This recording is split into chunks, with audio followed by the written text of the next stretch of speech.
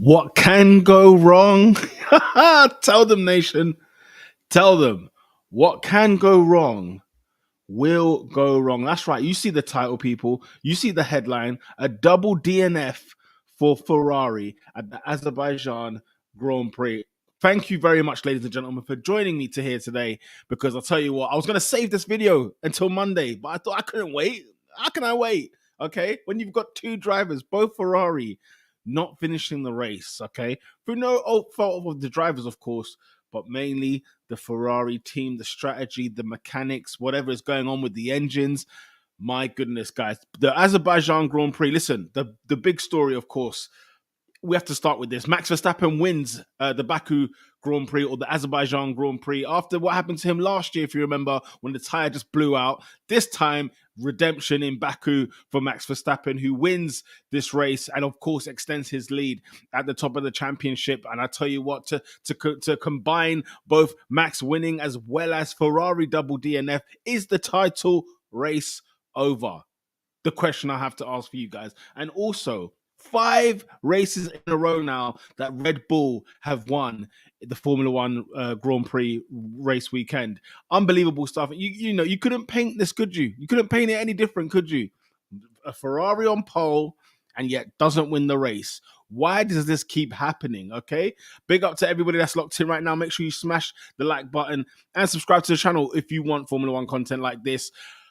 As this comment here says from Nation Gurung, who says, what can go wrong will go wrong. Guys, I don't make this stuff up, okay? Ferrari lay this stuff on my plate. They put it in my hands, and they can leave me with no choice but to be all laughing at the face of Ferrari. Of course, double DNF for them. I mean, you know, engine issues for both cars. You know, you had a power unit issue with Charles Leclerc.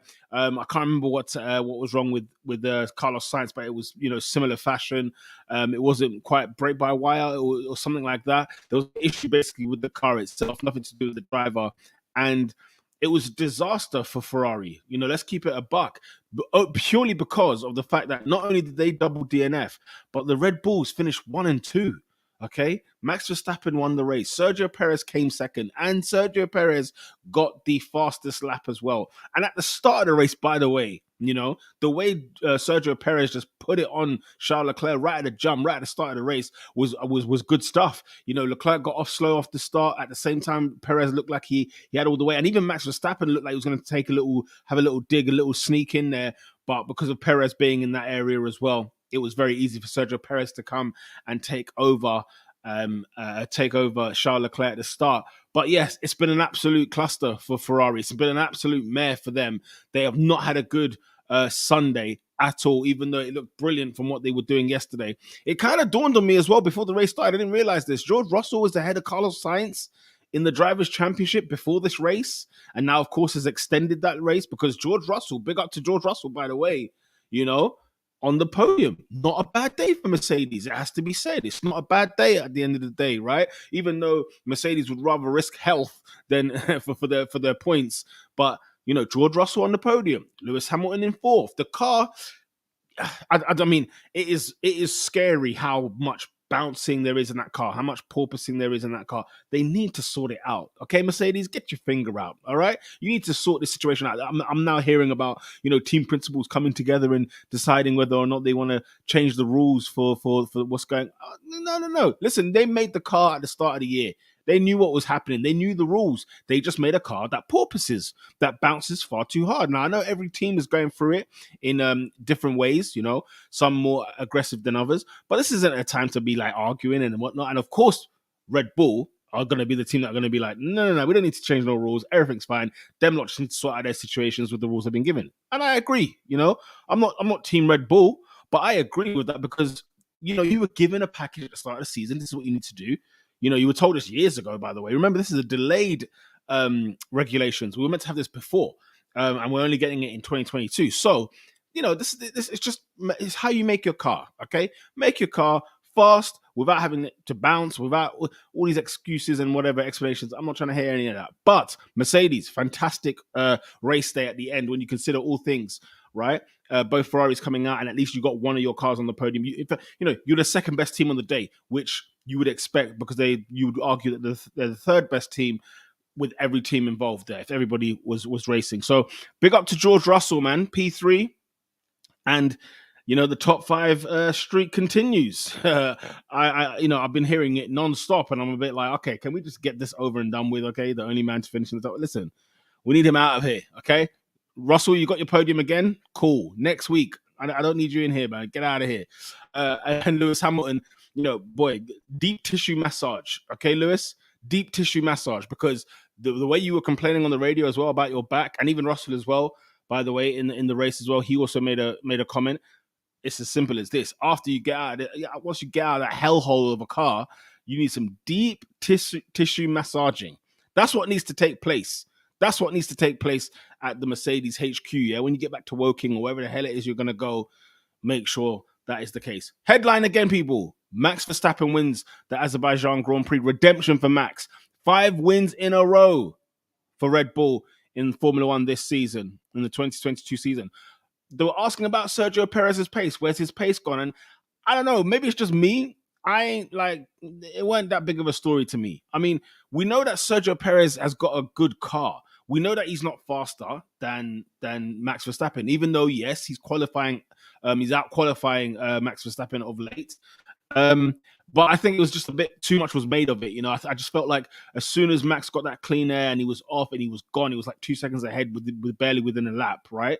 I just think, I don't know. Perez, of course, will be disappointed because he'll be thinking, hang on, I could have won this race. I should have won this race. I did my job in the first turn. I should have duppied Charles Leclerc, and he did. But Max Verstappen is also Max Verstappen, people. Let's not forget who we're talking about here. The championship leader, the reigning world champion, a man who is extremely fast, and I think only Lewis Hamilton is the only one that's faster than him at this moment in time. Well, when the cars are right, okay, yeah, when the cars are right. But if you're not Sergio Perez, with all due respect, he's got 3 race wins under his career now. Doesn't mean he's the fastest in the world. We know this, but also watch out for Perez. Don't sleep on him either. Okay, don't be sleeping on him either. What Red Bull did very well when Max was the one putting out this pace. They just said, listen, no fighting. Straight to the point. No fighting. 2 cars came back home with 1 and 2, which is brilliant for them. And as I keep mentioning, with Ferrari double, DNF. It's a great day for Red Bull. And Sergio Perez included. He finishes second. He got the fastest lap, by the way. He snuck that at the end. So he got quite a lot of points that he would have. He started the race second, he finished second. Fair enough, he started, he was first into turn 1.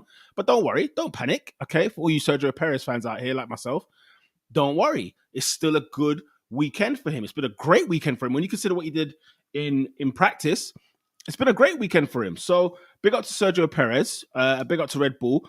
5 wins in a row, guys. Is this title done? Comment in this comment section below. I need to hear what you lot have to say regarding this race, okay? Is the title race done? That's what I want to know. Let's give some honorable mentions out there as well. Pierre Gasly, big up to Pierre Gasly. Top 5 finish. He was really, really good, to be fair. AlphaTauri was doing pretty decent. Yuki Tsunoda, what was going on? Okay, what was going on with your rear wing? Man are putting on duct tape. Duct tape? Should we be putting duct tape on these cars? I mean, I don't know. I'm sure the FIA will investigate further. And big up to Sebastian Vettel. Now, when Sebastian Vettel, who was he? Who did he overtake? He cleared somebody. I've totally forgotten who it was. Where he cleared somebody in terms of overtaking, off into the sunset. He went right, and then all of a sudden, he's gone out wide, and he's had to he did a good recovery, by the way. He spun that car around very, very quickly and cracked on. And then again, as the race went on, he went about his business. He did extremely well. So big up to Sebastian Vettel. But I was a bit like, what is going on here with Sebastian Vettel? Nonetheless, Pierre Gasly, Sebastian Vettel, you've had a good race day, very good race day. And as well, I started to think, should I lay off Sebastian Vettel a little bit? I mentioned in the preview of the Azerbaijan Grand Prix. Is this something that, Vettel's had a crap start to the year? He was ill. He had the C19, what I'm saying? He had the Rona. Then he came back and, the car, of course, the car is garbage, by the way. The Aston Martin is garbage. But at the same time, it's one of those where maybe, he's just trying to learn the car. He's learning, the car's getting better as time's gone on. He's getting more better as well with the car, learning, a brand new team, a brand new car from last year. And maybe the pieces will come together. Maybe that's what's going to happen. So let's wait and see. And to be fair to him, he's doing a good job of late. He's doing a good job of late, especially in that dross of a car.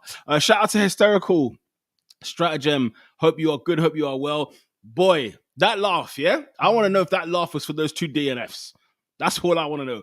Was that laugh for those 2 DNFs for Ferrari? Because boy, as Nation Gurung said, I don't make this up.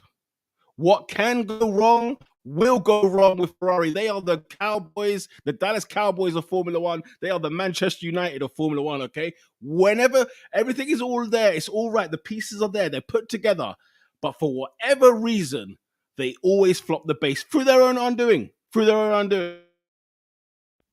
It's astonishing. It's astonishing. Of course you are laughing about that. That's what I like to hear as well. That's what I like to hear. Don't worry. McLaren Fan TV on Tuesday night, UK time, 7 p.m. We're going to have fun. Mahad, you better be ready, my friend. You better be ready. Shout out to Hysterical. You speak facts, but don't violate United like that. Listen. I don't make the rules, okay? I'm a journalist. I just report what I'm seeing. You understand what I'm saying? I just report what I'm seeing. You know, United had to get that little dig as well. But yeah, this is Ferrari, people.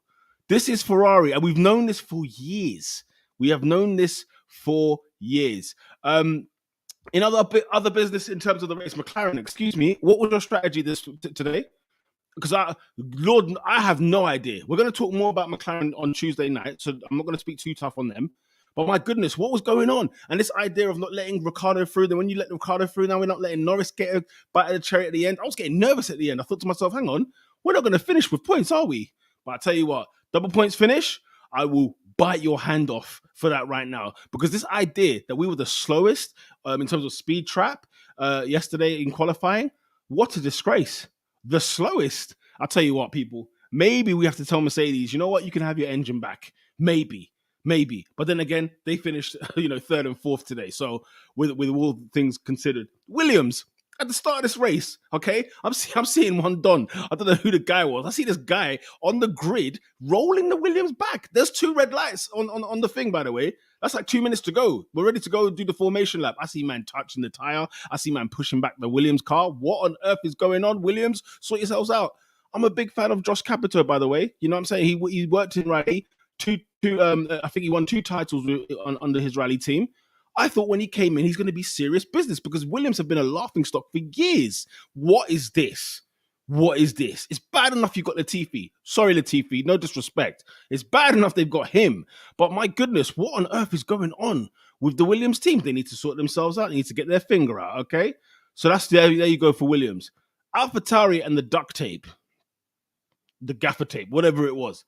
Excuse me? What is going on here? Why are we having half of the DRS flap opening and the other half not? Now you can't even use it at all. And the FIA apparently were 100 mile an hour ready to come and jump at the AlphaTauri because they did not like what they see. So we can expect more fines or penalties or whatever it may be in the coming weekend as well, in the next couple of hours, especially after this race.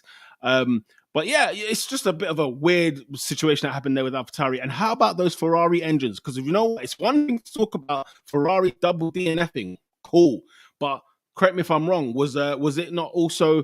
Did I not see Joe Guan Yu go out as well? And then did I not see Magnussen go out as well? So 4 Ferrari engines DNFing at the Azerbaijan Grand Prix. Huh? We need to discuss.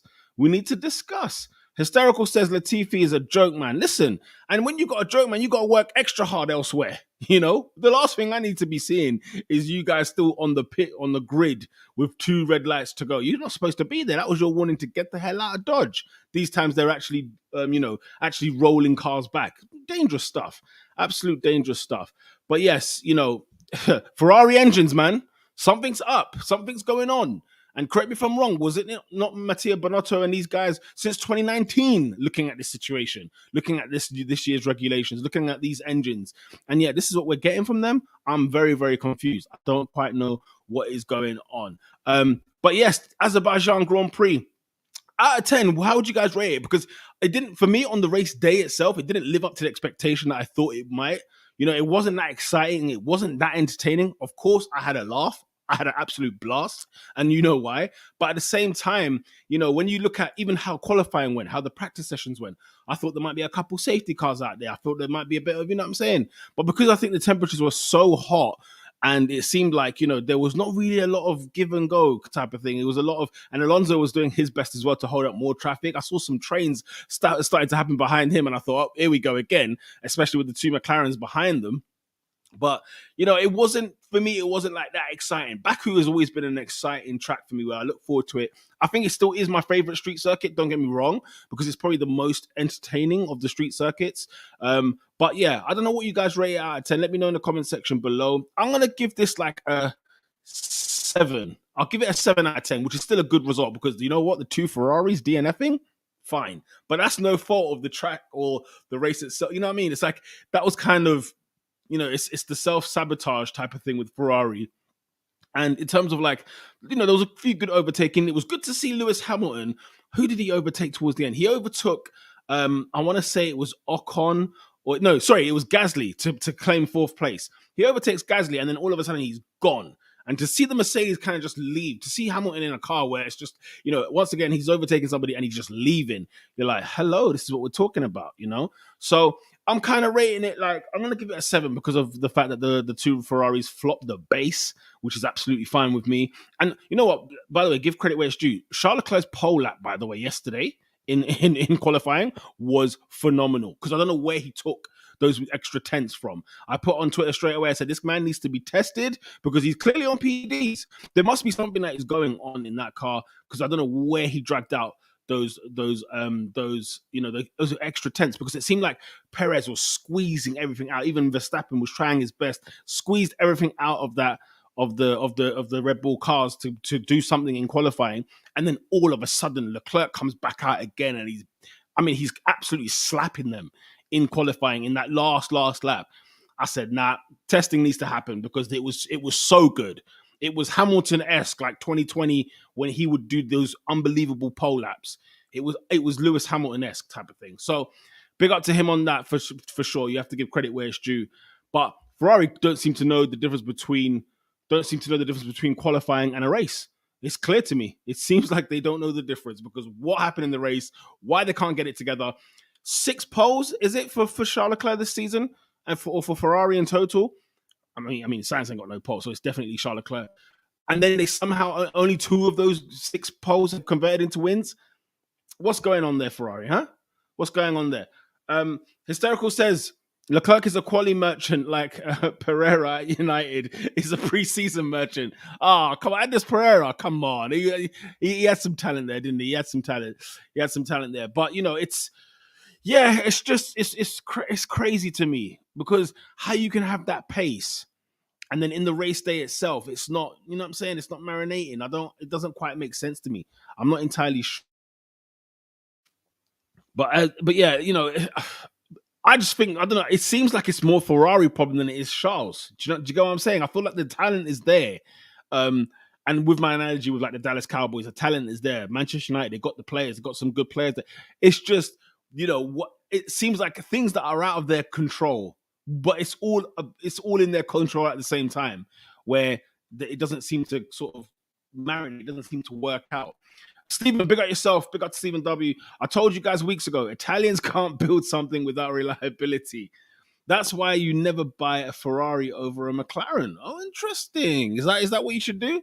Is that what you're saying? Stephen says, I should know. I'm half Italian. Well, the Italian has spoken. The Italian has spoken. That's an interesting point. That's a very interesting point. You have said this before. It just, honestly, it's just a bit strange. How long has it been now for Ferrari where we're talking about reliability? Do you know what I mean? Whether it is having the pace or not having the pace, the reliability always seems to be the problem, always seems to be the thing that keeps reoccurring. And I can't quite work it out. Listen, I'm laughing at the end of the day. At the end of the day, I am laughing. So it's one of those situations where we got to see. And, Hysterical agrees. McLaren, clear, far clear of Ferrari. Interesting. Good to know. Good to know. Whenever I can afford one of those cars one day, at least I know where I'm going. You know what I'm saying? At least I know where I'm going. I don't want to be driving down the A406 in London and then it just packs up on me. That's what I don't need, you know? And some of the way those DNFs happened, hilarious. Absolutely hilarious. Let me know your thoughts. What would you rate this race out of 10? Those that are in the chat, those that are watching live, big up yourselves. Smash the like button, please.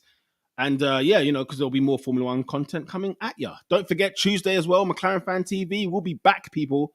We will be back on Tuesday, 7 p.m. UK time. But yes, out of 10, what are you rating this? I've given it a 7, all things considered. You know, practice was pretty good, pretty entertaining. Things to talk about there. Qualifying as well, really, really good. And then the race itself wasn't as good. It wasn't bad. It just didn't meet the expectations that I thought it should have. But yeah, it's been a hilarious day. It's been an absolute hilarious day. It's been a hilarious day.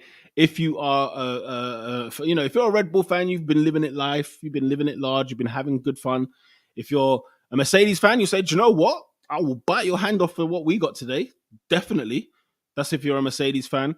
And if you're, you know, if you're a McLaren fan, you're sort of scratching your head like, what could have been, but also what's going on, you know? Because I left myself, like, in qualifying, I was like, what is happening here? Why are we the slowest car on the grid? What seems to be going on? You know?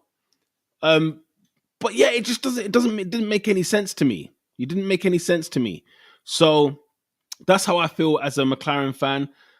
If you're a Ferrari fan, devastation. Okay? Devastation, which is what we like to see. Okay, so let's have a look and see what you guys are saying in the comment section. Me too, in terms of your expectations, in terms of, you know, your rating out of 10 for the Baku circuit. Is that what you're saying there, Stephen? Hysterical says, I'm going to base it excluding Ferrari because that's a weekly thing now. So 5-6 out of 10. Okay, fair enough. 5-6 out of 10 for the race weekend. You know, I get it. If you guys were a bit disappointed from it, you know, if it didn't meet the expectations, I totally understand it. I totally get where you guys are coming from.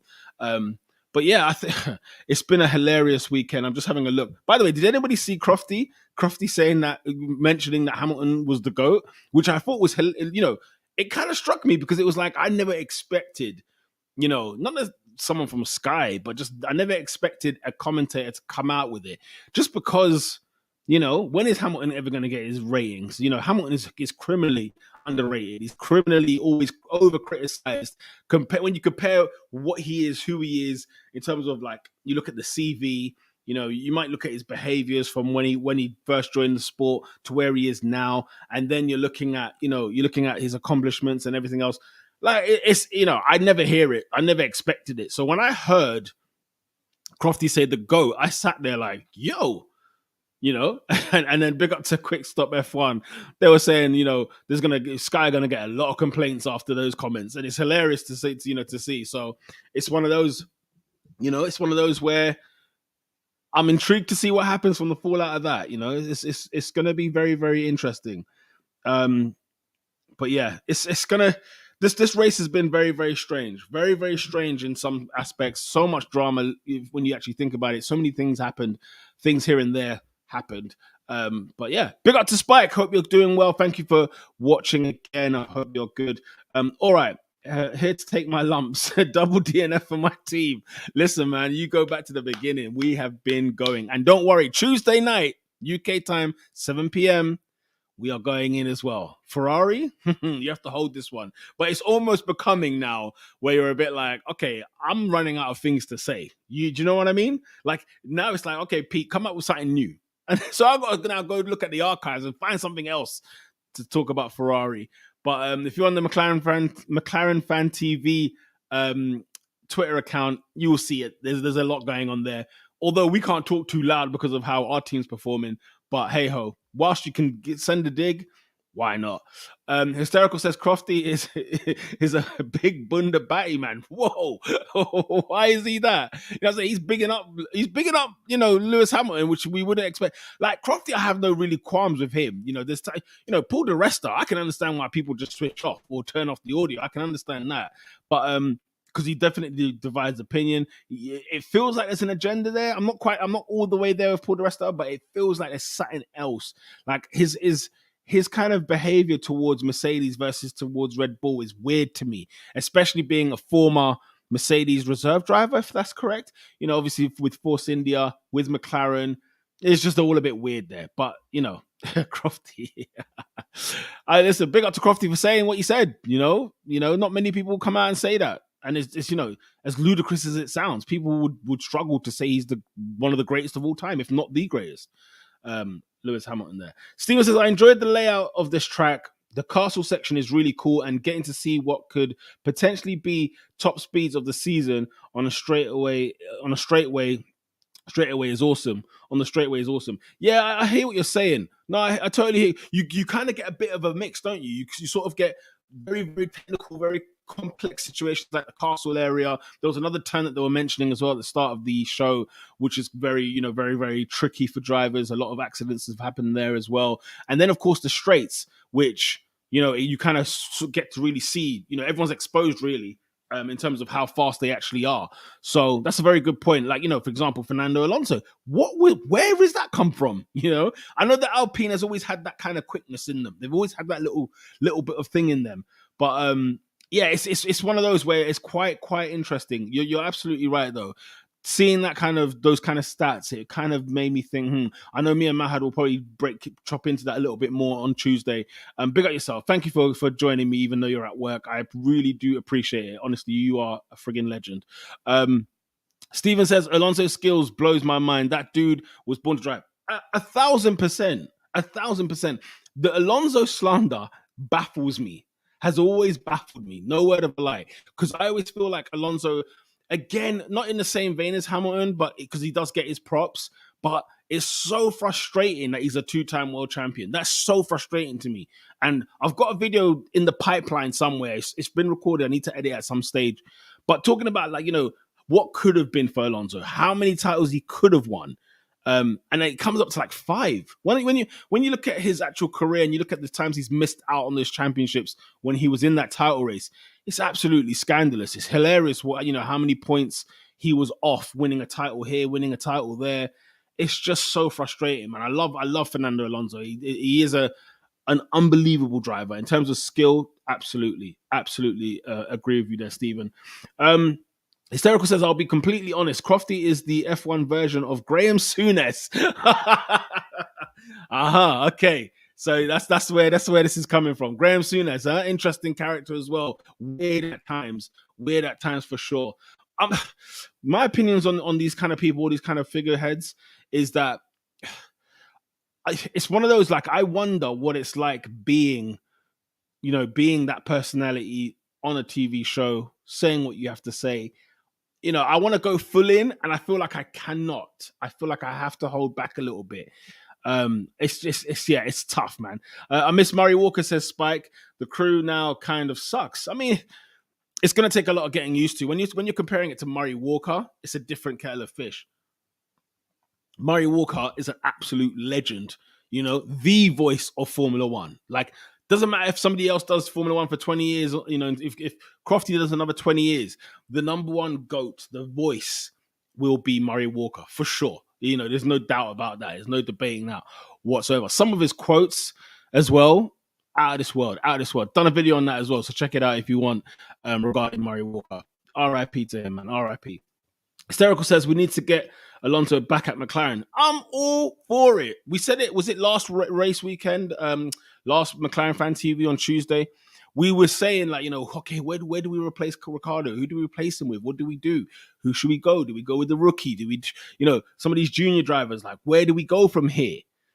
And, Alonso was brought up, and I thought, you know what? This Alonso, because he's always hungry, Alonso, isn't it? Alonso doesn't necessarily drive as if he's there just to collect the paycheck, which I argue Kimi Räikkönen was, by the way. Even though I like Kimi, don't get me wrong, but as soon as he'd done the title, it was like, yeah, we're done here, which was a shame. Whereas I prefer that hungry Kimi when he was at McLaren, for example, or even that Lotus Renault. That was a different breed. But yes, definitely I'll take Alonso at McLaren, no doubt. Steven says, I think Rosanna from F1 TV does an auto job. She does. Definitely does do an awesome job on F1 TV. I might even just like get the package because I've watched it a few times through other people's stuff, and I've always been skeptical. Should I go for it? Should I not? I got the Sky Go going. You know what I'm saying? So but yeah, she does a great job. Rosanna is brilliant, absolutely brilliant, and hysterical. Yeah, as you say, rest in peace to Murray Walker. Absolutely, rest in peace, guys. The Azerbaijan Grand Prix has happened. It's come and gone. Don't forget to catch us here on Tuesday in terms of the McLaren Fan TV. Sorry, I was just making sure I was there. McLaren Fan TV, of course. We are going to be talking McLaren and be finding out what on earth is going on there. What is going on at McLaren? What is happening? As well as dabbling on a few things here and there. But listen, today is a good day. Double DNF for Ferrari. I'll take that. Okay. Red Bull, 5 wins in a row. I mean, look, I want a title race, and they could soon be closing this title race. Is Sergio Perez in this title race? Let me know your thoughts in the comment section below. Until then, people, I'm going to be out. Got things to do. But yeah, you will see me. You will see me on Tuesday with Mahad. And as Hysterical says, can't wait for Tuesday. All my McLaren people, make sure you're here. Make sure you're back. We've just been discussing the Azerbaijan Grand Prix, but we'll be taking it from a McLaren's perspective on Tuesday night. So make sure you come and join us. Thank you, everybody. Smash the like button. If you haven't done so already, thank you so much for commenting. For those of you who are at work, I mean, you lot are absolute legends. Thank you very much for joining me as per usual. Until then, people, lights out.